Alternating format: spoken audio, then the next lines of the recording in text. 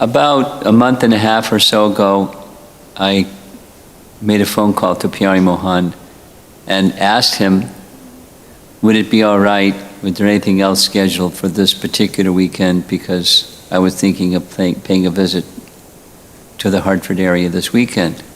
He looked at the calendar, said, oh, Shivaratri on Sunday.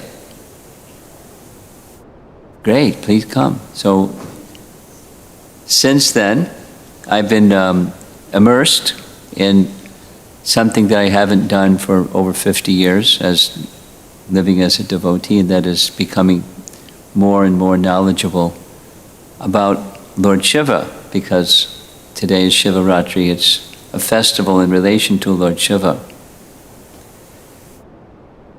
So yesterday evening, some very stoic person sat through a class that went about 2.5 hours describing Shiva Tattva, truths about Lord Shiva. And this evening, this afternoon, is pastimes, or the interactions of Lord Shiva with great personalities of Godhead.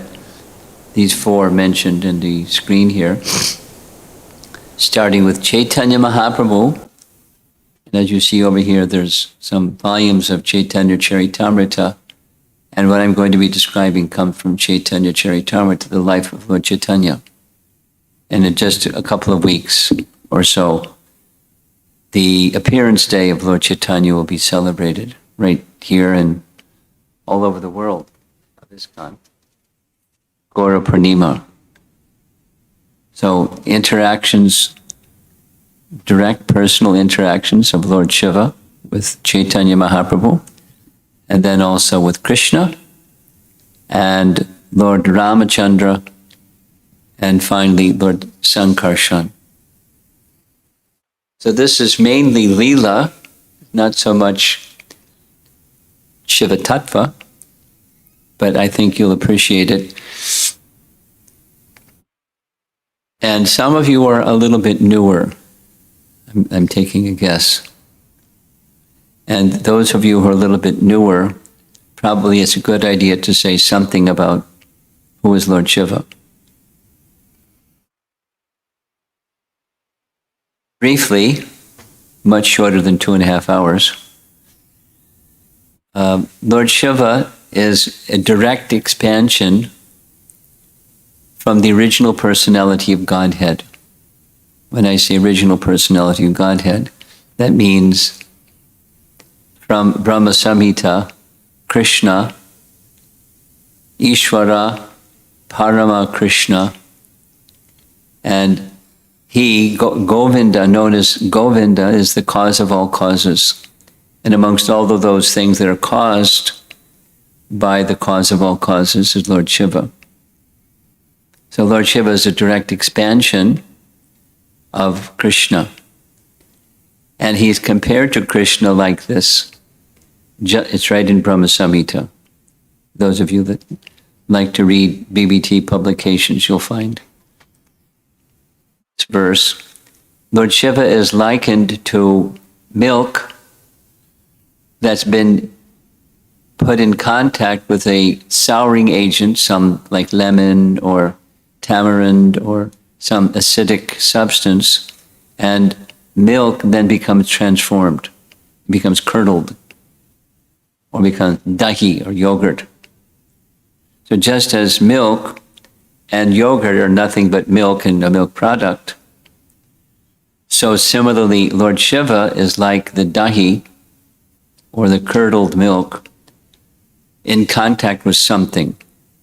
And as milk is transformed by a souring agent, so Lord Shiva is transformed without going into the details, because there's details, but he, Lord Shiva, contacts directly the material energy, or prakriti, or pradhan, or the material energy.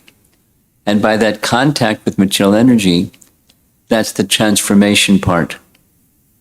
But before he comes in contact with the material energy, he's of the same spiritual nature.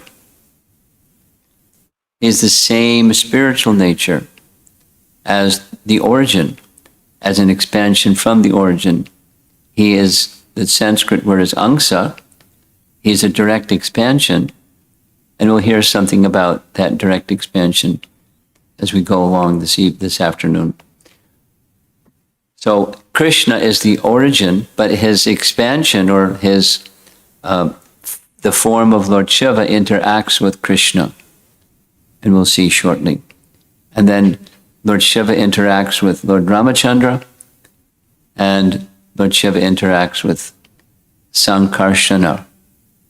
So that's our topic.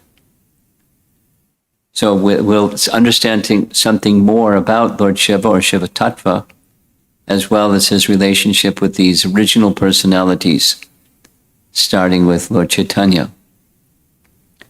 Again, over here on the altar, there's a set of Chaitanya Charitamrita, and in one section of Chaitanya Charitamrita, it describes a travel for 2 years that Lord Chaitanya was traveling through all of India.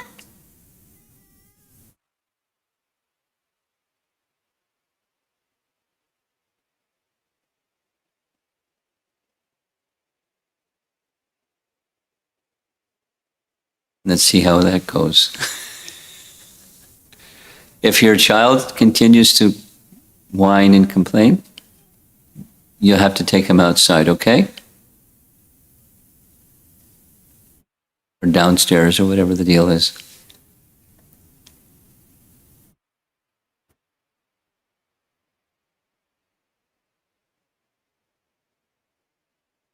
We're not doing so well. Okay, you see this nice painting of Chaitanya Mahaprabhu. Now here's another nice painting of Chaitanya Mahaprabhu in his South India tour. He was passing through a forested area known as Sri Shaila, and when he was passing through Sri Shaila, he met a Brahmana and a Brahmani who revealed that their identity was Lord Shiva and Durga, or the consort of Lord Shiva. And of course, Chaitanya Mahaprabhu, being omniscient, he knew who they were, but they also revealed their identity. And they offered, Chaitanya Mahaprabhu was living like a sannyasi. And as a sannyasi, he was offered alms. And then they requested him, Chaitanya Mahaprabhu, to stay with them for some days. So he stayed with them for some days. They discussed together transcendental topics. And there's not much more that's said about that interaction between Lord Chaitanya and Lord Shiva. But you see in the background of the painting, there's some demigods. There's Lord Indra, there's Lord Brahma, because they look up to Lord Shiva, because that Shiva is the best of all the devas, and he's the best of all the Vaishnavas. And that's all that I'm aware of in the interactions between Chaitanya Mahaprabhu and Lord Shiva. There's a lot of explanation about Krishna's interaction with Lord Shiva. So this morning, we had a nice discussion about a pastime that takes place between Krishna and Lord Shiva in Srimad Bhagavatam, Canto 10. In Srimad Bhagavatam, Canto 10, Chapter 34, the residents of Vrindavan, on occasion, ekada means once upon a time, which means that's not what they regularly do. They don't regularly worship Lord Shiva on Shivaratri, but they were, according to our acharyas, they were curious. They wanted to experience. So there's a temple of Lord Shiva in a place that's just northwest of Mathura, near where the residents of Vrindavan lived. And they went in their bullock carts, a big procession, to go to visit this temple of Lord Shiva deep in the forest of Ambika, Vana. Ambika is one of the names of the consort of Lord Shiva. There are different names. Parvati is one, Uma is another. We saw already Durga is another. And Ambika is yet another. Same person addressed in different ways. So Ambika Vana, they went and they observed the procedure that those who are honoring Shivaratri today, it was on the occasion of Shivaratri, the 14th day of the waning moon in the month of February, March. So they went, they fasted the whole day, they took their sacred bath in the river Saraswati in the morning and fasted for the whole day, did their worship, and from fasting they had become very tired. Your body becomes weak when you fast for some time. And so they took rest at night. You see in the painting, it shows the temple of Lord Shiva in the back, and Ambika Devi also is there. So this giant serpent came slithering up and started swallowing Nanda Maharaj from feet first. And when he woke up, when the giant serpent was swallowing him, and he remembered the words that the Brahmana who performed the name-giving ceremony for Krishna and Balaram, his name was Gargamuni. Some of you may know. Gargamuni was a very elevated Brahmana who lived in Mathura. He did the name-giving ceremony. And when he gave the name-giving ceremony for Krishna, he didn't reveal to his father, Nanda Maharaj, that he was the personality of Godhead, but he said, your son will be very powerful, like Narayana. He didn't say he was Narayan, doesn't say he wasn't Narayan, but he would be powerful like Lord Narayan. And with that power, he'll protect the residents of Vrindavan time and again. So when he's being swallowed by the serpent, Nanda Maharaj remembered the words of Garga. So he called out, Krishna, Krishna, please protect me. Now the father's calling out to the son, please protect me, because he understands that his son is not an ordinary person. He doesn't understand as the supreme person, but he's not an ordinary person. So Krishna woke up. The cowherd men, they also woke up. You see in the painting, they have burning sticks because there was a campfire, and they were whacking the serpent with the burning sticks. Didn't do any good. He kept swallowing Nanda. But when Krishna put his foot on the head of the serpent, immediately the touch of Krishna's foot on the head of the serpent resulted in amazing personality emitting from the body of the serpent, because he tells his story. Krishna asks, who are you? How'd you end up in the body of a serpent? And he indicates that previously, in his previous life, he was a denizen of a higher planet called Vidyadhara, and he was a chieftain or a leading person in Vidyadhara Loka, but he made a big offense. So beware of offenses, because you might become a serpent. His offense was there were some descendants or followers of a great sage named Angira Muni. And they were old and kind of misshapen from their austerities.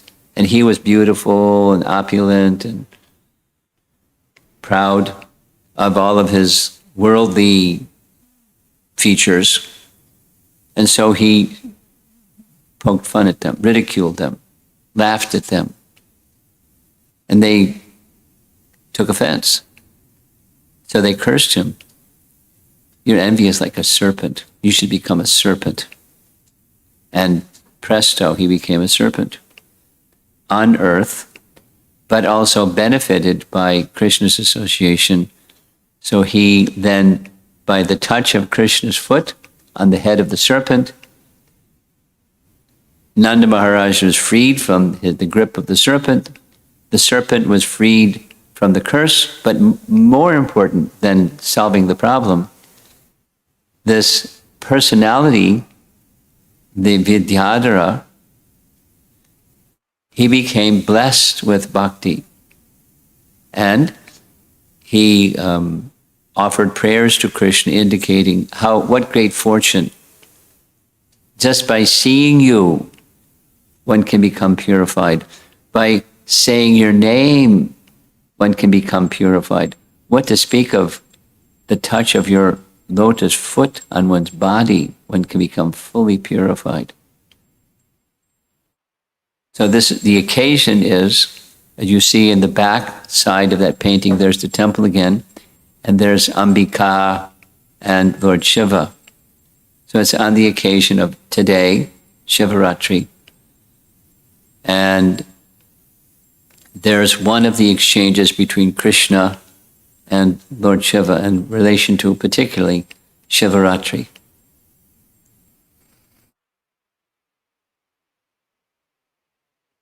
There's another very extended description. It covers 2 chapters of Srimad Bhagavatam, Canto 10, chapters 62 and 63. It's a description of Banasura. Banasura is pictured on the left side. You see Lord Shiva who's dancing, and Banasura was gifted by Lord Shiva, who he was the worshipper of, with 1,000 arms. That's a lot of arms. How do you fit on 1,001 arms? But he had a gift from Lord Shiva, a benediction, and he was then asked by Lord Shiva, using your 1,000 arms, can you play musical instruments while I dance? And he was so expert at playing upon his musical instruments while Lord Shiva was dancing that he was very pleased. Banasura was, for those of you familiar with Srimad Bhagavatam a little bit, he was the eldest of the sons of Bali Maharaj. Bali Maharaj. Bali Maharaj is another celebrated Vaishnava. Bali Maharaj is one of the 12 great authorities or Mahajans mentioned in Srimad Bhagavatam. And he was very devoted to the personality of Godhead, Lord Vishnu. And he was delivered by Vishnu in the form of Vamana, another celebration, Vamana's appearance day. Unfortunately, his son, Bana, his eldest son, wasn't a Vaishnav. Not only he just wasn't a Vaishnav, he was very proud. Very, very proud. So upon playing his musical instruments one time, so much so that Lord Shiva was dancing and dancing and dancing and dancing and dancing ecstatically. He was so joyed. He offered his disciple, Bana, any benediction he wanted. So what did Bana ask for? Bana asked for the benediction that Lord Shiva could become a guardian to his capital city. You stand at the gate and just guard my place. Thank you. So he did that. Lord Shiva became very similar. Some of you know the story. The benediction that was given to his father, Bali, was that Vamana said, he didn't ask, but I volunteered, I'll guard your city. So he's at the gate, Vamana, an incarnation of Vishnu, guarding the gate of his devotee. The Lord likes to serve his devotees. Devotees like to serve the Lord, for sure. And when there's pure devotion, the Lord likes to serve his devotees. We'll see 2 more times the course of this discussion, that quality that Krishna has, or that Ramachandra has, or that the Lord has. He likes to serve his devotee. So Shiva was serving his devotee, Banasura, in this way. But Banasura, over time, started getting frustrated. He was so intoxicated with his strength, he couldn't find anybody to fight with. So in the Srimad Bhagavatam, it says, "These 1,000 arms you bestowed upon me have become merely a heavy burden. Besides you, I find no one in the three worlds worthy to fight." It's a very polite, indirect way of saying, let's fight.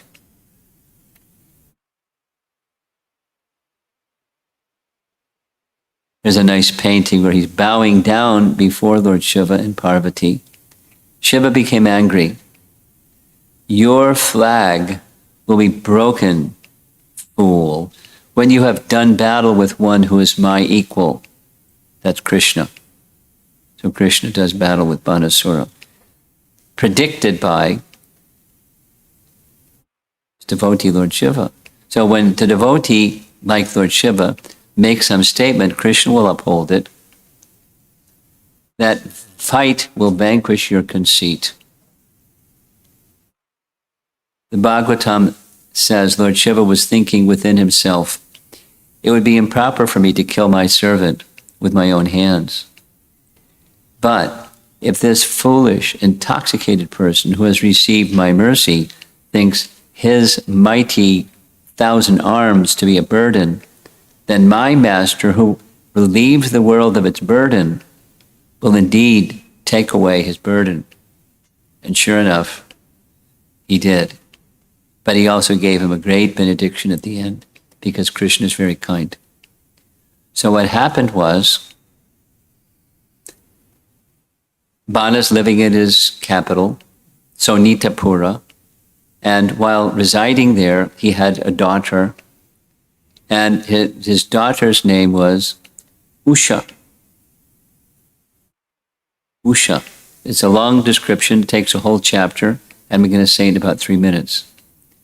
But the long chapter says, Usha kept having this recurring dream.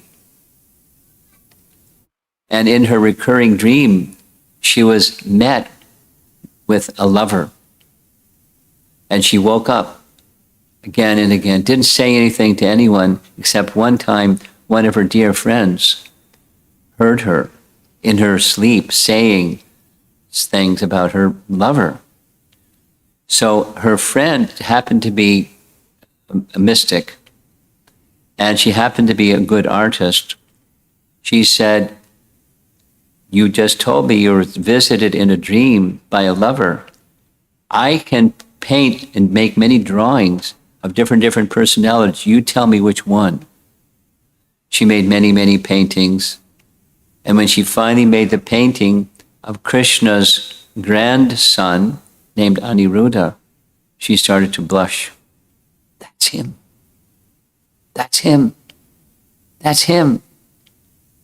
And so her dear friend, who could also not only see people's faces from a distant place, she was a mystic, she could travel.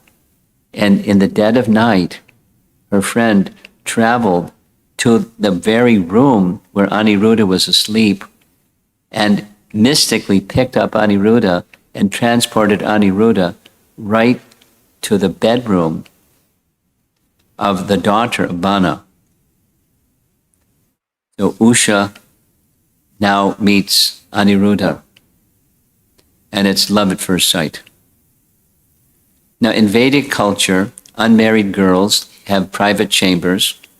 Ladies in general have private chambers, and no men are allowed in those private chambers of unmarried women. But Usha's dear friend brought Aniruddha right into a room. And they were enjoying together, like as if they were married. They were enjoying together. That's another no-no in Vedic culture. But Bana didn't know. And only her dear friend who brought Aniruddha there knew, except over a period of days, there were some marks on Usha's body that indicated something was going on. Something's going on. And so they told Bana, you better go check out your daughter, something's going on. And sure enough, there he is with his 1,000 arms, carrying a weapon behind him in one of those hands. And there's his daughter, and there's Aniruddha sitting together in Aniruddha's bedroom or her chambers. And he screams and tries to capture Aniruddha. Aniruddha is powerful like anything, and he resists. And the whole army, and because Banasura not only had 1,000 arms, he also had some mystic powers, and by divine arrangement, Aniruddha was captured, put in prison. That's the end of one chapter. So the next chapter is, there's a messenger, that's Narada Muni. You see Narada Muni on the left-hand side of the screen, carrying the Veena. Narada Muni makes a visit to Dwaraka, and he informs Krishna of what happened to Aniruddha, the whole situation. He's been captured, he's in prison, and the whole Vrishni army was assembled to go attack the city of Bana. The city capital is named Shonitapura. So this shows the army surrounding from all directions, massive. The armies of Dwaraka are massive, huge, and it gives the list of all the names of this hero, that hero, and many foot soldiers and many cavalry and infantry and elephants, and it's a big deal surrounding the city of Bana. They converged with an army of 12 divisions and laid siege to Banasura's capital, completely surrounding the city on all sides. So Bana's in difficulty. He's in difficulty because he put Aniruddha in jail. Aniruddha is in jail because he was doing something he shouldn't have done. And he did something that we shouldn't have done because Usha was having a dream about having affairs with Aniruddha in her sleep. So it's a interesting series of events, but here's the siege of one huge army and another huge army meeting each other. So Banasura was Lord Shiva's devotee. Now he knew that his devotee was proud, but he's also very affectionate to his devotee. So Lord Rudra, accompanied by his son Kartikeya and the Pramatas, I'll explain in a moment what the Pramatas are, they came riding, Shiva came riding on Nandi, his bull carrier, to fight Balaram and Krishna. Look out. Don't fight Balaram and Krishna, even if you're Lord Shiva. So these Pramatas are described as being powerful mystics who are in Lord Shiva's retinue and who assume many different forms. So there's this spectacular Star Wars kind of battle between the two, mystical and mystical armies doing mystical and mystical things in combat. And after some of that description, Krishna goes after Banasura and his 1,000 arms. So Banasura is hurling insults at Krishna, so Krishna hurls his Sudarshan chakra at Bana. And he not only chops 998 of his arms off, Lord Shiva then sees his devotees in great danger because he could chop his head, no problem. So Lord Shiva came before Krishna, it's a very nice painting, and he is offering prayers to respect Krishna. The long set of prayers, but there's two of them. You alone are the absolute truth, the supreme light, the mystery hidden within the verbal manifestation of the Absolute. Those whose hearts are spotless can see you, for you are uncontaminated like the sky. Now, Lord Shiva had already predicted that the pride of Bana would be cut.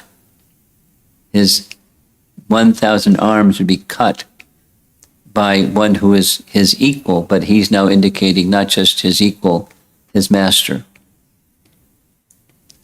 You are the original person, one without a second, transcendental and self-manifesting, uncaused. You are the cause of all, and you are the ultimate controller. You are nonetheless perceived in terms of the transformations of matter effected by your illusory energy. That is, one can realize Krishna by observing the transformations of matter. Matter is under his control. So matter moves this way, behind is a controller. Matter moves that way, behind is a controller. So, although not observable to the material eye, one can detect the presence of the master who is remotely controlling everything involving his material energies. He does so through the three modes, but he's the controller. And Lord Shiva understands that.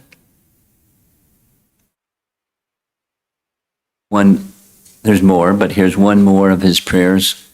Let us worship you, the Supreme Lord, to be freed from material life.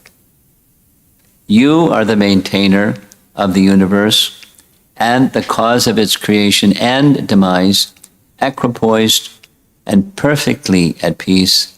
You are the true friend, self and worshipable Lord.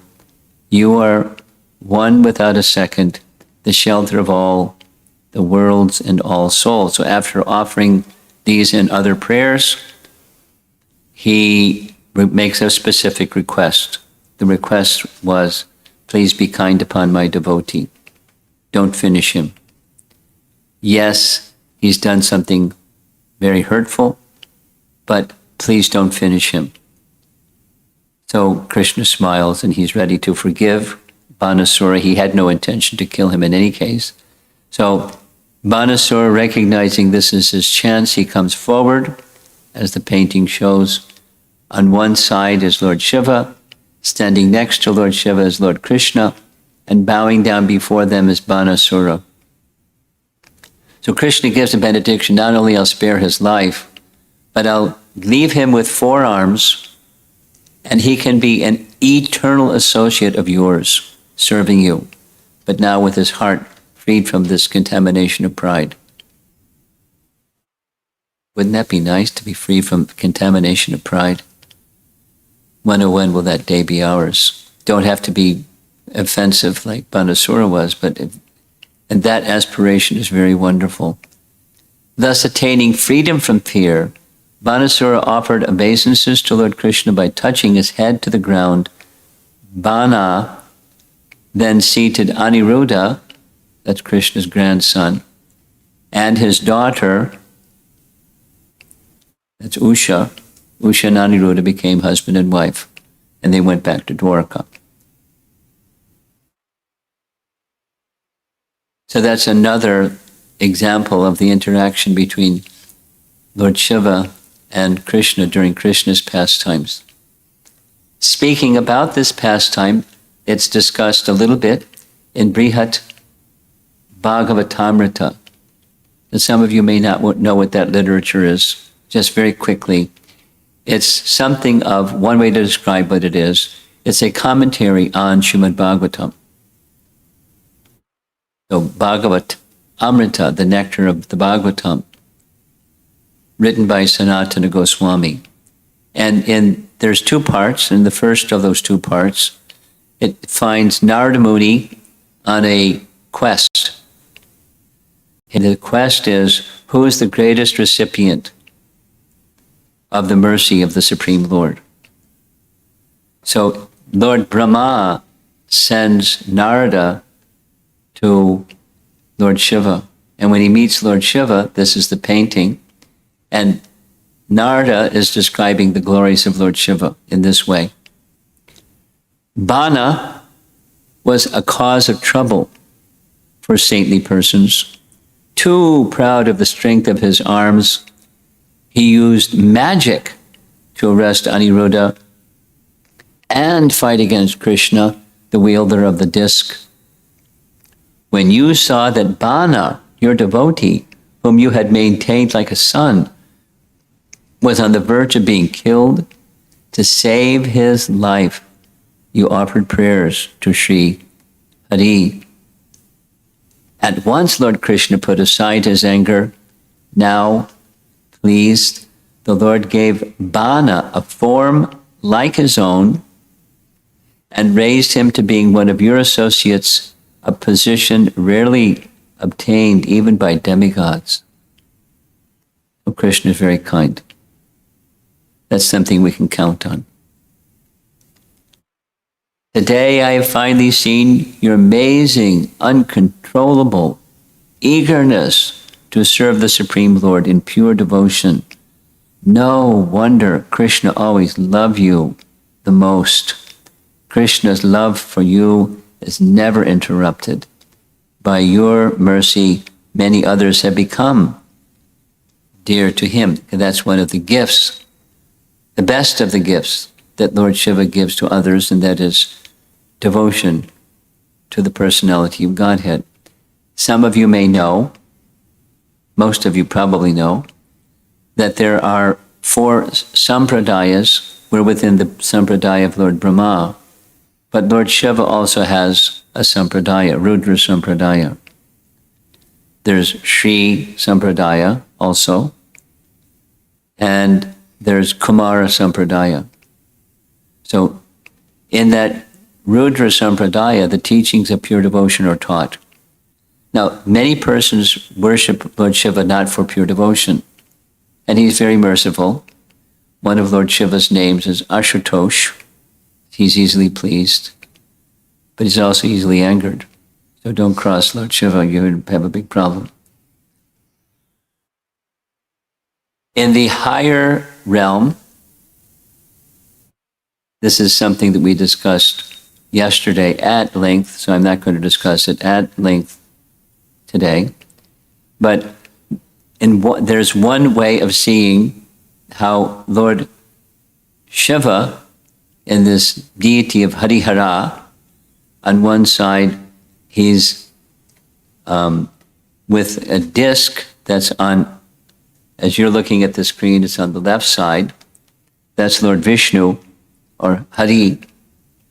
And on the right side, he's holding a trident. So Hari, Hara. There's a place in Mayapur or Navadvip you may visit sometime. This is a temple, the Harihara Kshetra. And this is the older version. Since they've had lots of visitors, they've adjusted the deity to look like this. And by the side of the deity are Goddess Lakshmi, on the side of Lord Hari, and Durga on the side of Lord Shiva. And there's another interesting looking deity to her side. And so in Padma Purana, in these 2 verses, there's a description that the 2 lords, Hari and Shiva, are to be seen equally. And in the spiritual realm, those of you that didn't get the chance to hear the 2.5-hour class can hear the YouTube recording, but there's a feature of Lord Shiva that is situated in the Vaikuntha realm. He is known as Sada Shiva, and as Sada Shiva, he is in a different category than the category that we know Shiva as, like the milk that's touched by the souring agent becomes yogurt. Because Sadashiva doesn't contact matter, so there's no adulteration. He's of the same nature as the personality of Godhead, Narayana, in the Vaikuntha realm. So that's the Hari that's being spoken of here. Another nice example you are aware of this. This is from Mahabharata. And one of Krishna's wives in Dwarka, one of the principal wives of Krishna in Dwarka was Jambavati. And there's a passage in Mahabharata where, as the painting shows, Krishna is worshipping Lord Shiva, requesting Lord Shiva for the benediction that his wife Jambavati be given a son. Now, Krishna doesn't need to ask anybody for anything. Krishna doesn't need to ask anybody for anything because he's the source of everything. But Krishna likes being subordinate to his devotees. One of the examples is shown on the screen. Some of you know about Sudama Vipra or Sudama Brahmana. And if you don't know, I'll just give a quick summary. When Krishna was residing in Vrindavan for 10 years, 8 months, he didn't go to school. He was just taking care of calves and then taking care of cows. And he loved the calves and cows and they loved him and he was very happy. But then an arrangement was made for Krishna to go to Mathura to kill Kamsa. I mean, there was a different purpose that he was invited to go to Mathura, but that's what happened. And after he killed Kamsa, he then freed his mother and father from prison of Kamsa, and freed Kamsa's father from prison, that's Ugrasena. Ugrasena was installed again as the king because his wicked son Kamsa put him in prison. Took over the kingdom, put his father in prison. He was a bad guy. Kamsa. And very, very powerful. But Krishna, one punch, Sako, finished. Wasn't just knocked out, he was dead. So after Ugrasena was made the king, naturally the mother and father, Vasudeva and Devaki, they very much wanted Krishna to do the things that a young Kshatriya boy would do.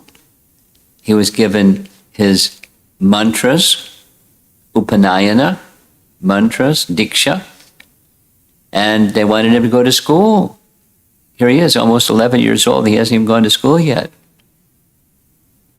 So Krishna went to a school on the western side of India, from where Mathura was, and the place at that time is known as Avanti or Avantipura. And today it's known as Ujjain. Some of you from India, you know where Ujjain is. That's the place where Krishna went to school. And his teacher's name was Sandipani Muni. Sandipani Muni had a number of students, and one of those students was Sudama. So Krishna and Balaram and Sudama were buddies at school. They went to school together.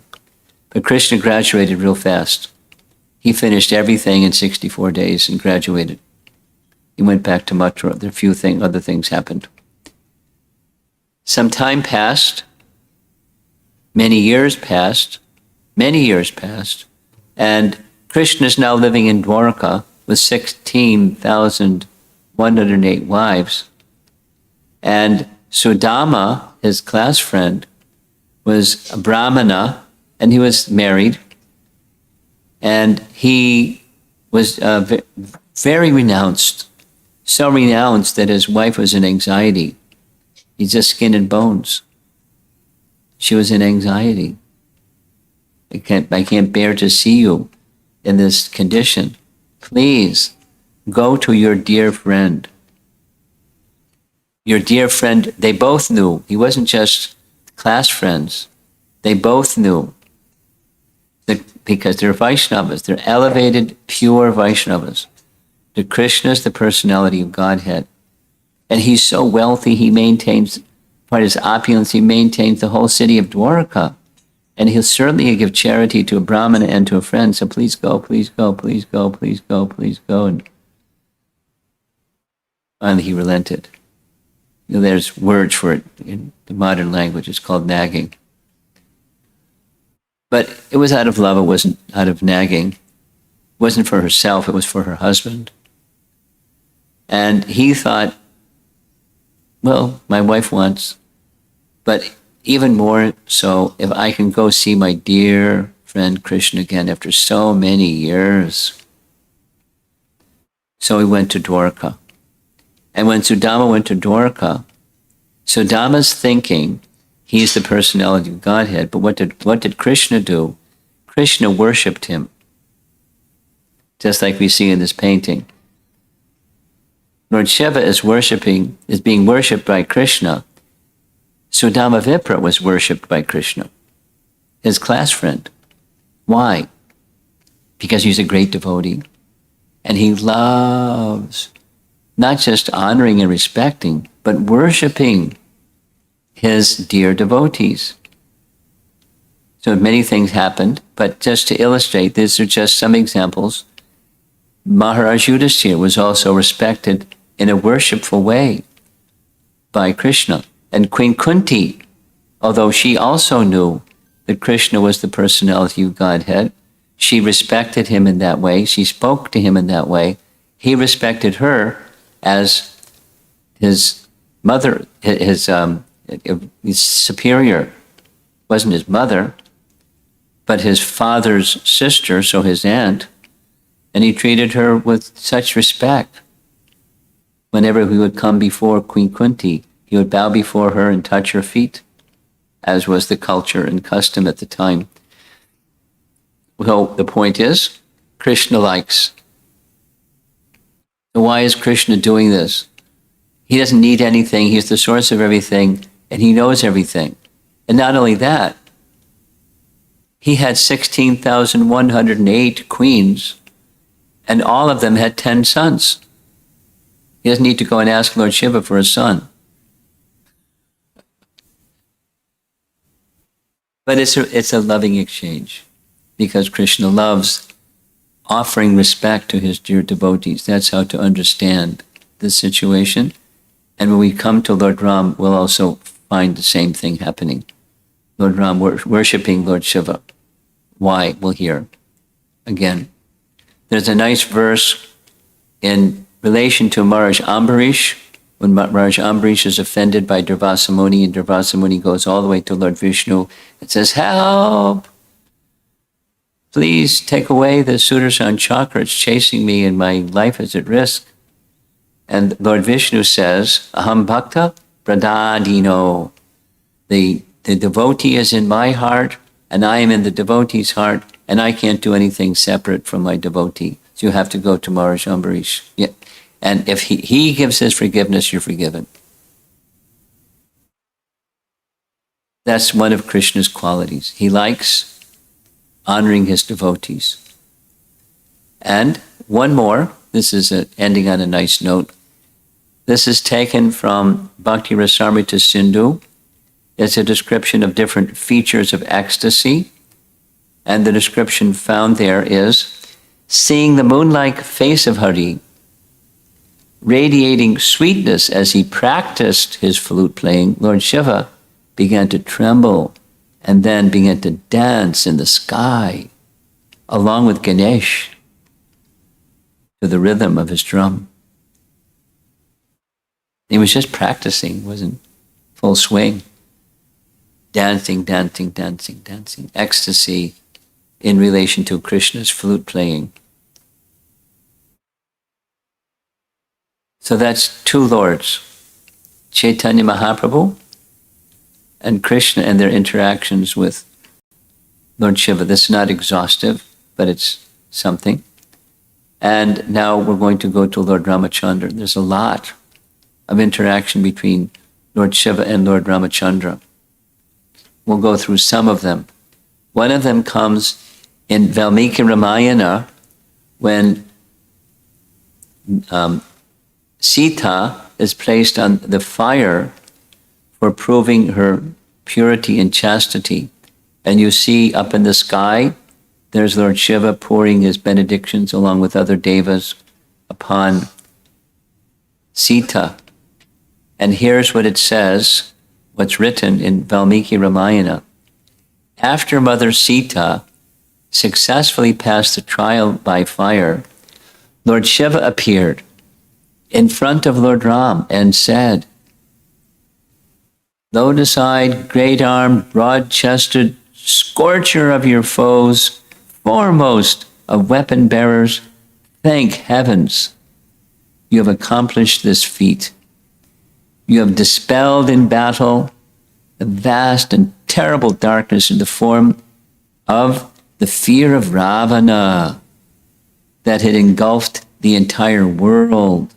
Ravana was a scourge not just on the earthly realm, but in the demigod realm also.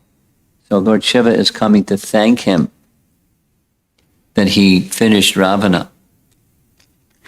You must now console despondent Bharata. You go back to Ayodhya.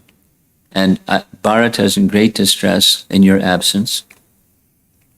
And the illustrious Kaushalya, and see Kaikeyi and Lakshmana's mother Sumitra. You must assume the kingship of Ayodhya and award your allies. Then, mighty hero, you must establish a lineage in the house of the Ikshvakus, descendants to carry on the kingdom. At last, once you have offered the horse sacrifice and attained unsurpassed glory, you should give away your wealth to the Brahmanas and ascend to the triple heaven. Triple heaven. Spiritual world. And here, he gestures, in his flying chariot is your father, King Dasara, who, in the world of men, was your illustrious elder. Saved by you, his son, the majestic king has attained the world of Indra. Together with Lakshmana, you must now respectfully salute him. So that's another example of Ram's interaction with Lord Shiva. Another celebrated one, we're going to spend a little bit of time on this one, is after the battle was over and Vibhishan was installed as the next emperor after Ravana. Vibhishan awarded or gifted to Lord Ramachandra the Pushpaka Vimana, an interesting craft. Vimana means like an airplane. And it could travel without a steering mechanism, just by your desire. You get on the thing and say, go left or go right or go up or go down or whatever, and it would just go by mental power. And it could travel as fast as you wanted it to go. No crash landings. Pushpaka Vimana. And it was very expandable. He fit all the Vanaras and everything. And as he is traveling from Lanka, he is making stops along the way to show Sita the adventure that he underwent to rescue her. And on the way, he stopped at Setu Bandha. Anyone here been to Setu Bandha before? Oh, it's a nice place. You should, if you get an opportunity to go. It's far, as far south as you can go. Literally, as far south as you can go in India. But it's a very nice place. Rameshwaram. So in the painting, you see Lord Ram worshipping a Shivalinga. And here's some text. Lord Ram told Sita, see this island? This is the direct cut and paste from Valmiki Ramayana. They're traveling in the Pushpaka Vimana. Look over there. See this island located in the middle of the ocean where my troops were stationed? At this place, Lord Shiva formerly bestowed his grace on me. Now, I just spent some time with scholars of Valmiki Ramayana and asked them, in what was that event where Lord Shiva formally bestowed his grace? It's not mentioned. The short answer is there's a silence on in what manner. Now in Ramcharitmanas, there is a description that it differs from Valmiki Ramayana. And the difference in Ramcharitmanas is wishing to go to Lanka. Ram worshipped Lord Shiva before going to Lanka to get the benedictions of Lord Shiva to make his way to Lanka. And again, it's with the idea that honoring his great devotee. That's all. But this is now, as you see in the painting, there's Hanuman and Vibhishan. So this is after the Kurukshetra battle, not Kurukshetra battle, the battle in Ayodhya, battle in Lanka. And so he is worshipping Shiva Linga. Now there's a common understanding that is contradicted or disliked. He argues against it. Madhvacharya argues against the common understanding that says Ram wanted to undergo some purification for having killed the son of a Brahmana. Now Ravana was anything but a Brahmana, other than by birth, but by character, he was really bad, like as bad can get. So he wanted to atone, perform some prayaschitta for the killing of a Brahmana. That's the common understanding. But in case you're a follower of Madhvacharya, you'll say, no, that's not what he did. Here's what Madhvacharya writes. Some of you may know who is Madhvacharya, some of you may not. Who is Madhvacharya? Madhvacharya is a spiritual master in our disciplic line. He's a predecessor acharya. His headquarters, his main place, was and still is in Udupi in South India. And if Krishna permits, we're going to be visiting for a yatra during the Kartik month to Udupi. And Udupi is the headquarters of Madhvacharya in our disciplic line. Chaitanya Mahaprabhu also visited there. That's why we're going there. And Madhvacharya, among other things, he wrote an extensive commentary on Mahabharata. Mahabharata's vast epic in which Bhagavad Gita is just a part. So in this Mahabharata, he wrote a commentary on much of the Mahabharata. And within the Mahabharata, there's a section, a recount of the history of Lord Ramachandra. It's very brief. It's not like Valmiki Ramayana. It's just a brief. But in that section of Mahabharata, he makes the following comment. He comments that there are 3 reasons why Ram prayed to Lord Shiva at Rameshwaram. Here they are. The first one, he lists, Lord Ram did not pray to Lord Shiva to get rid of any dosha. Dosha means fault, or the sin of killing a Brahmana, or the son of a Brahmana. That's not why he did. Rather, he did it to rid Lord Shiva of Brahmahatya. What's Brahmahatya? It's an offense to Lord Brahma. When Lord Shiva cut the 5th head of Lord Brahma. Now, I didn't know anything about that, so I had to do some research. And I'll tell you shortly what cutting the 5th head. My understanding from reading the Srimad Bhagavatam is that Brahma is born with 4 heads. I never heard about a 5th head. I never heard about the 5th head being cut by Lord Shiva either. But it's there in the Puranas. I'll share that with you shortly. But Madhvacharya was well versed in the scriptures, and he mentions that was the reason that Lord Ramachandra offered prayers to Lord Shiva to relieve Lord Shiva of the offense of cutting one of the heads of Brahma. And he goes on to say, when to speak of offering prayers to Lord Shiva in this way, the very darshan or sight of Rama Setu, this is this area where Rameshwaram is, rids one of the highest sin. Rama wanted Shiva to always have such a sight of Rama Setu, so he installed him at Rameshwaram. This is Madhvacharya's commentary, taken from Tatparya Nirnaya, his commentary on Mahabharata.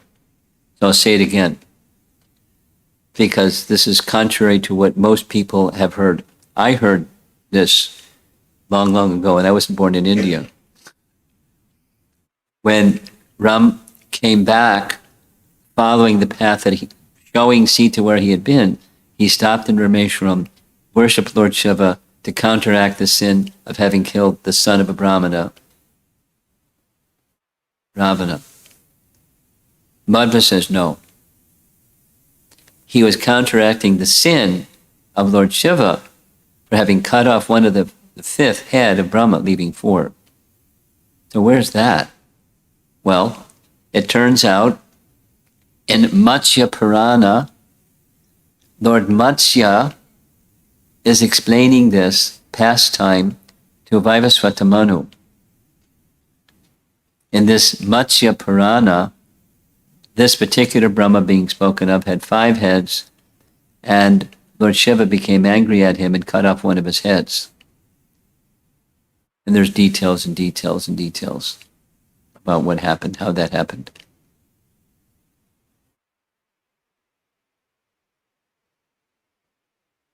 Excuse me, I'm ahead of myself. That's from Skanda Purana. Pardon, it's from Skanda Purana. In Matsya Purana, it describes the birth of Brahma with 5 heads. Pardon me. You can see on the screen. The second reason, why did Ram offer prayers to Lord Shiva at Rameshwaram?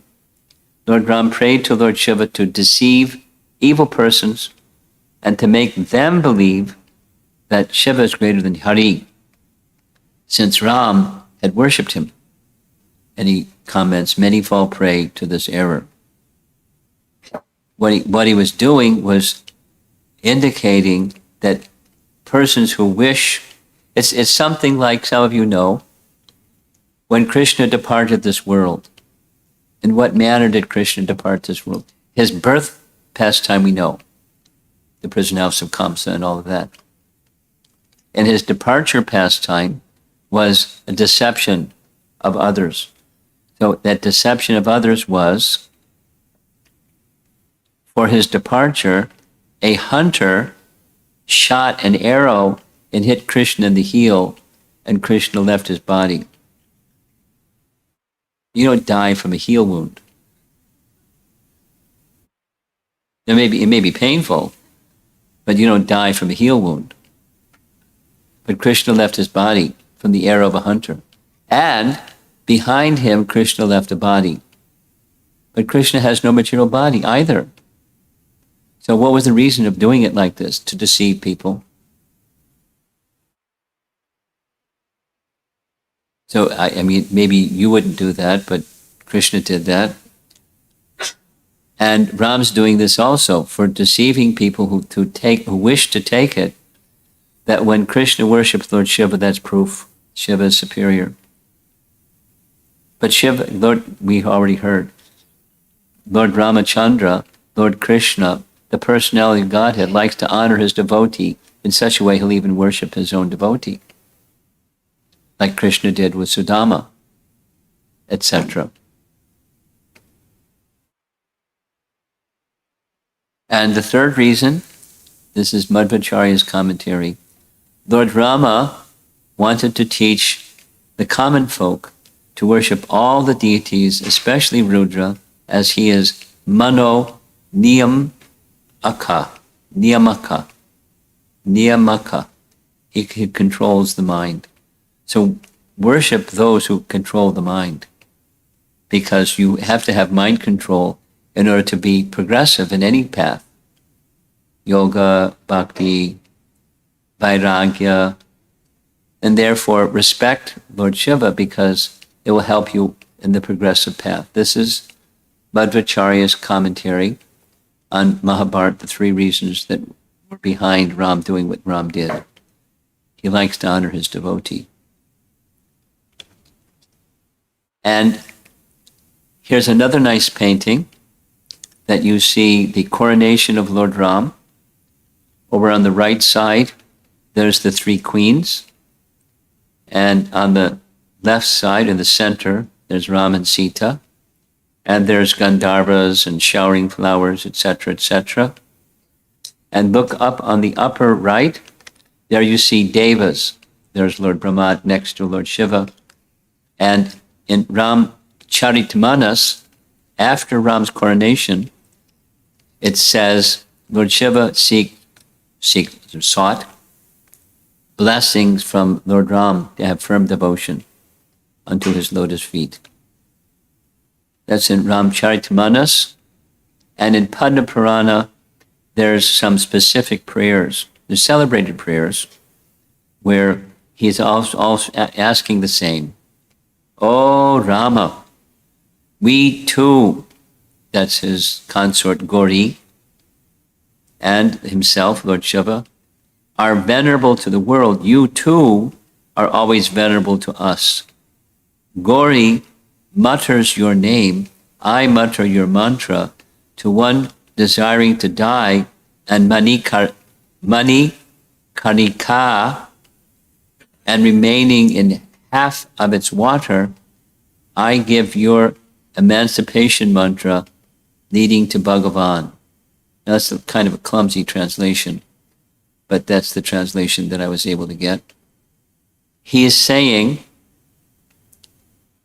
this is Padma Purana, and I'll give you more of the details of this, but it's stated in Padma Purana, and it's a common understanding for people in India, that if someone is fortunate enough to go to Kashi or Varanasi, and specifically the Mani Karnika Ghat, there's a old lithograph drawing of the Ghat, and if you go there and you leave your body half immersed in water, calling Lord Ram's name, then you'll achieve the spiritual world.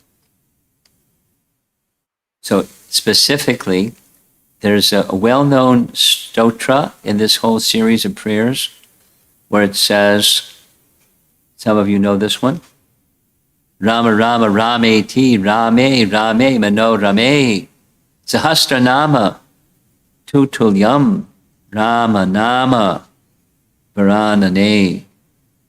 How many have heard this before? Many.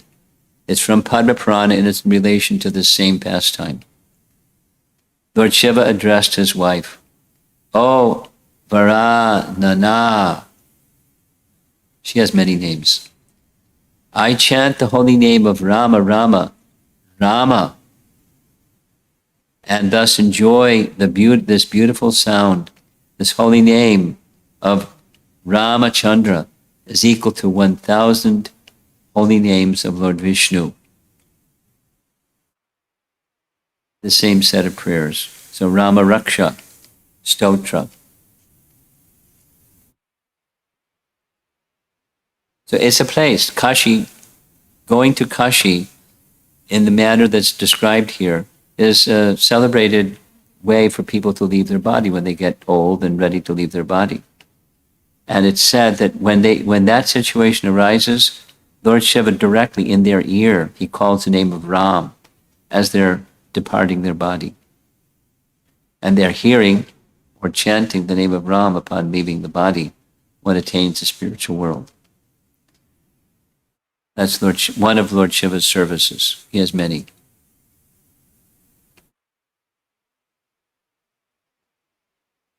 So the topic, I'm winding close to the end, probably going over time, most likely already, but I'll try to speed it up.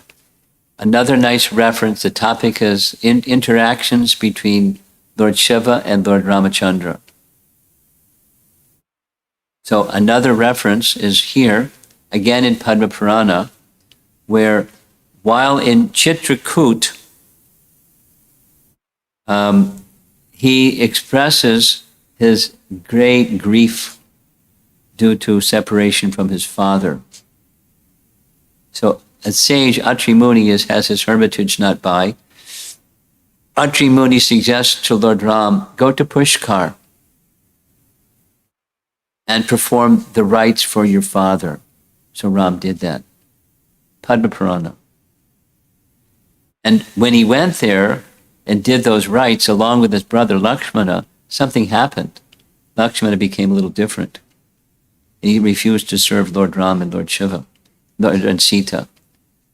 So Ram understood that Lakshmana was exhibiting the nature of this kshetra, what makes a person behave selfishly. So what to do? He started praying to Lord Shiva in a temple in Pushkar. There's the temple in Pushkar. And here's what Lord Shiva replied. You are the Supreme Lord who has appeared in a human form, which the world adores. With you as their Lord, the devotees will enjoy happiness for a long time.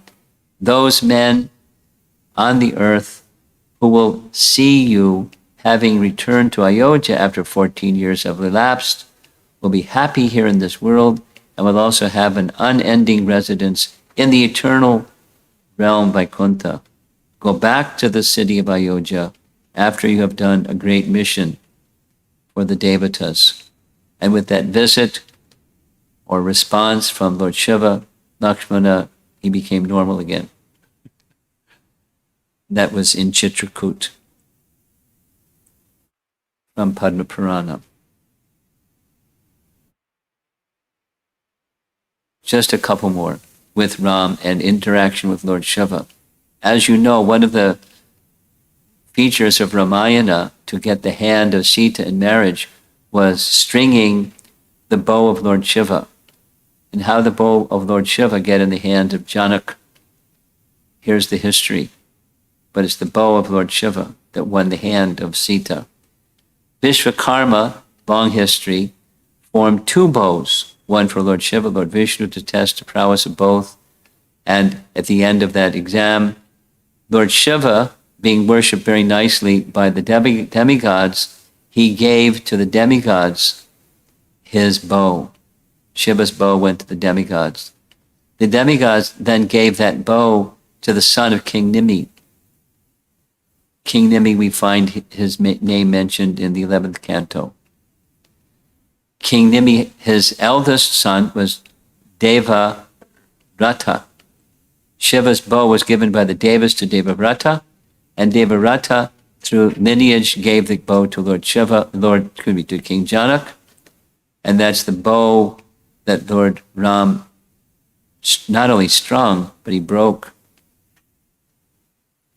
to gain the hand of Sita. Look at that painting. Sita's just a little girl. A nice painting. There's Janak and his wives and Vishvamitra Muni, and it's a nice painting. So that's the bow. And the last slide on the interaction between Lord Shiva and Lord Ramachandra. There's others, but these are the ones that I captured. When it was time for Lord Ramachandra to end his pastimes, the filing message is found.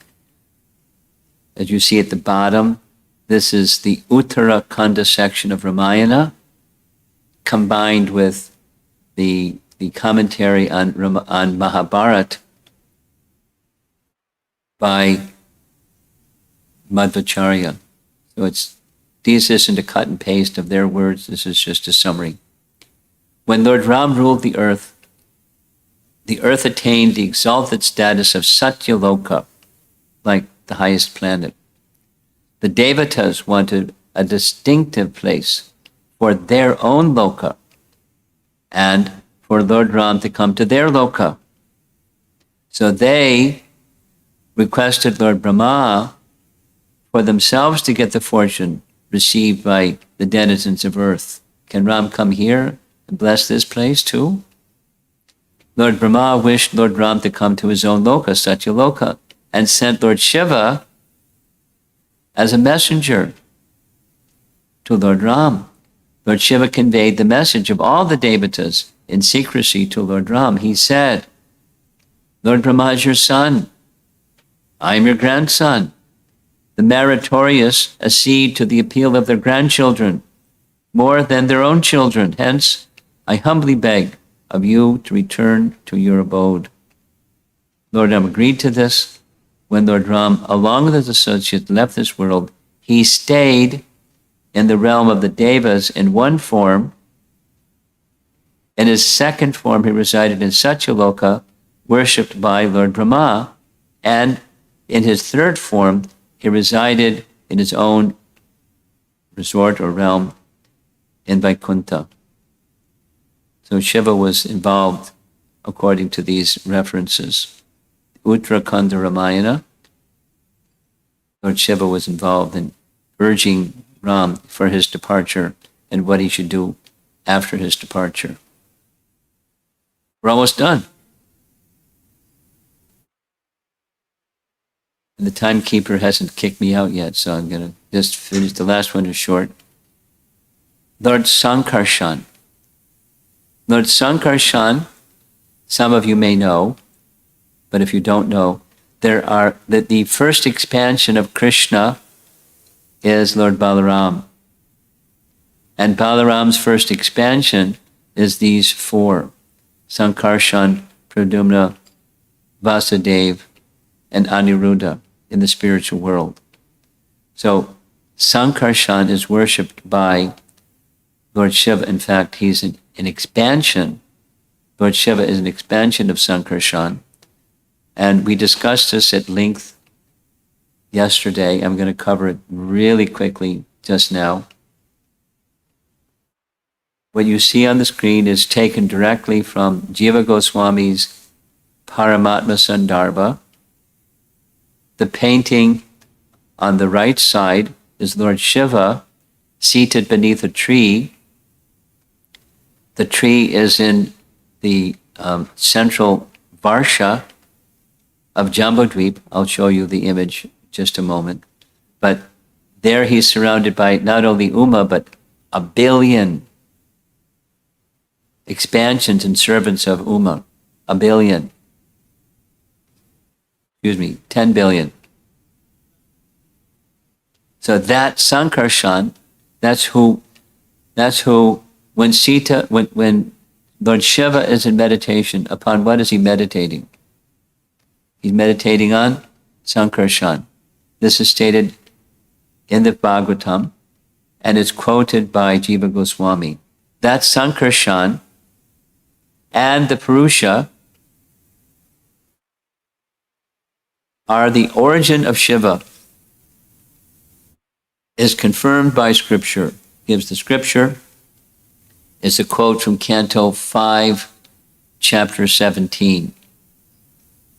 So some of you like reading Srimad Bhagavatam. And one of the most difficult sections of the whole Srimad Bhagavatam is the cosmology section. The cosmology section is in Canto 5. It covers like 11, 12 chapters. And you need more than binoculars to like just see it. It's very high. So in one section, here's a verse, and there's a map that goes with it. On the left side, some of you are familiar with Mount Sumeru. At least you've heard of it. So Mount Sumeru is a mountain of gold, but it has a different configuration than most mountains. It's wider at the top and narrower at the bottom. And this Mount Sumeru is right in the middle of the central island in the region where we are. That central island is called Jambudvip. And Jambudvip has Sumeru right in the middle. That's what you see in the drawing in the upper left. I just didn't paint it gold. And it has 9 varshas. Varsha means tract of land. And if you look at the bottom image, you'll see Bharata Varsha.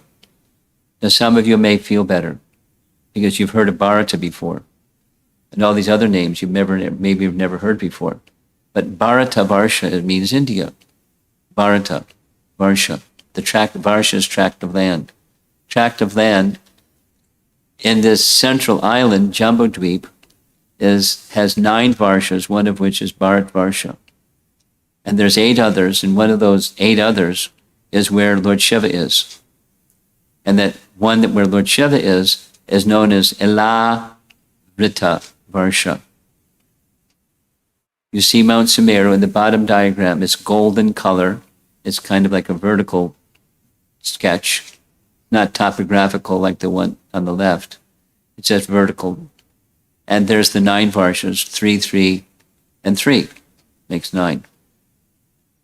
And here's what it says in the Bhagavatam about Alavrita Varsha and Lord Shiva. In Alavrita Varsha, Lord Shiva is always encircled by 10 billion maidservants of goddess Durga who minister to him.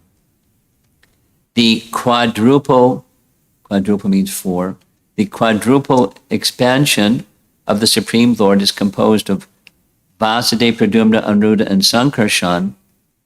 Sankarsana, the 4th expansion, is certainly transcendental, but because his activities of destruction in the material world are in the mode of ignorance, he is known as Tamasi, the Lord's form in the mode of ignorance. Lord Shiva knows that Sankarsana is the original cause of his own existence, and thus he always meditates upon him in trance.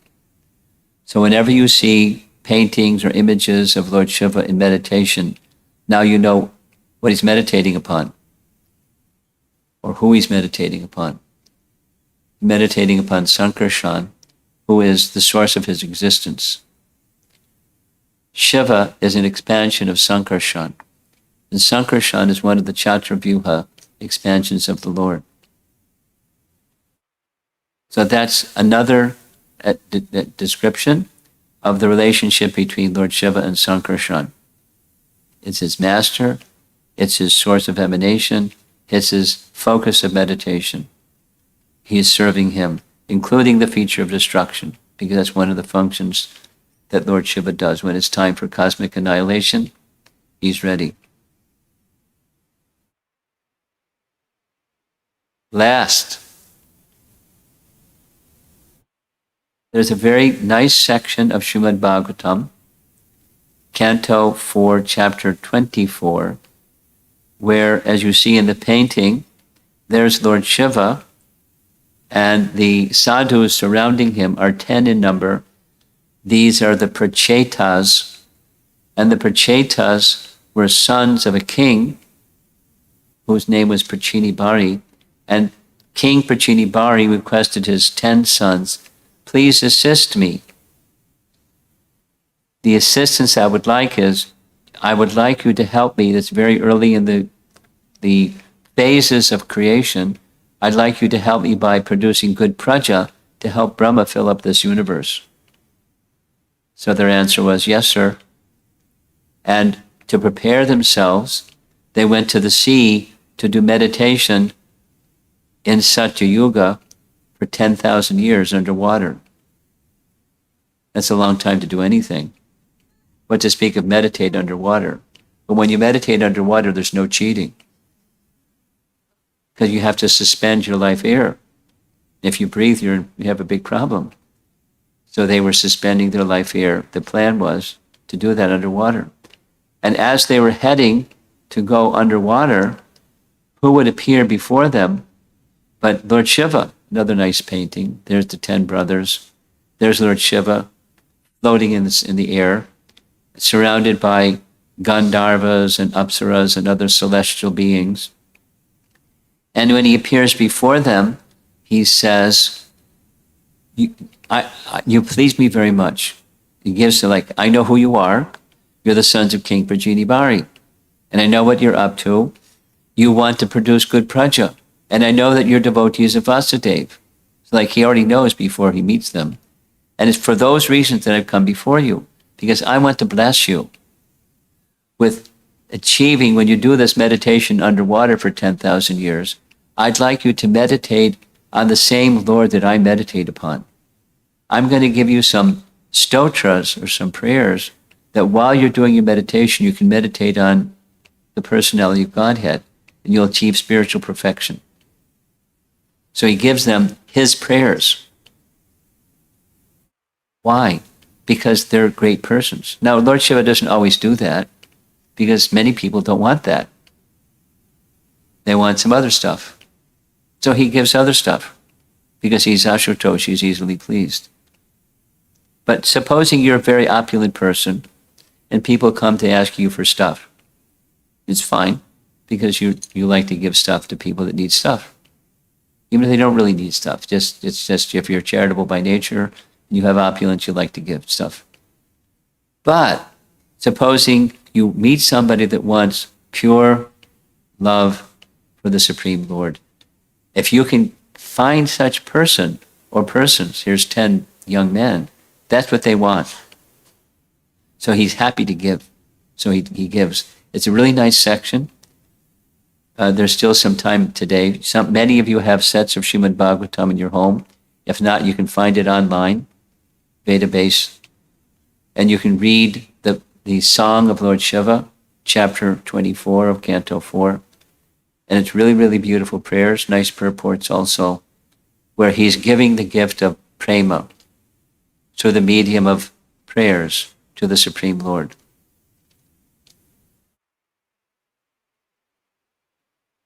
So there we have it. Ta-da! There's 4, now we'll just go back to the beginning. The intention for this class, I'm just going to say the title again, that's all. We're not going to go do it again. 4 features of the personality of Godhead, starting with Chaitanya Mahaprabhu, then Krishna, Ramachandra, and Sankarsana, and Lord Shiva's interactions with them. Personal interactions with them. So he's a very important personality in our whole picture of Krishna Tattva. He has a very important role.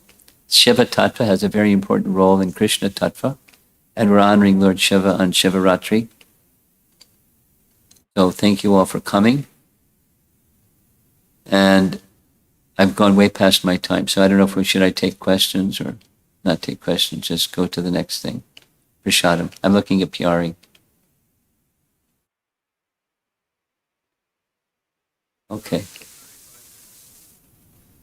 Okay. You've been very kind to let me continue. You can see I'm a little bit well prepared and a little enthusiastic because for me, the topic helps me feel greater appreciation for Krishna by appreciating a great devotee of Krishna. Srila Prabhupada ki jai.